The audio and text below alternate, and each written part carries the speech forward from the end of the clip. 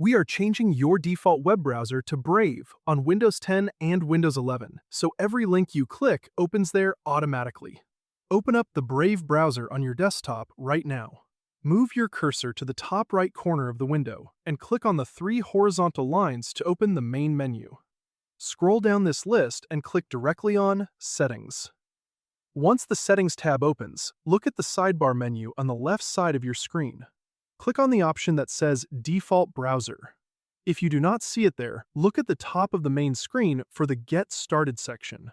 In either location, you will see a button labeled Make Default. Click that button.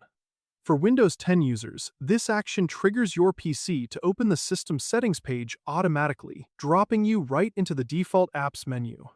Scroll down this page until you find the category named Web Browser. It is likely showing Microsoft Edge or Google Chrome right now.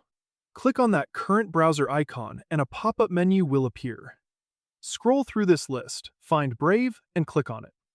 The important thing is to understand the trade-off here. In my case, trading Microsoft integration for privacy is worth it.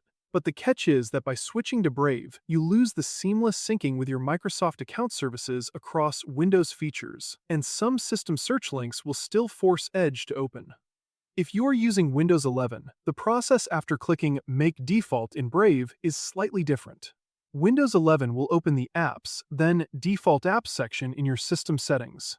You will see a search bar at the top that says Set a Default for Applications. Type Brave into that search bar and click on the Brave icon when it appears. At the very top of the next screen, you will see a prominent button that says Set Default. Click that button and it will automatically change your web browser protocols to Brave.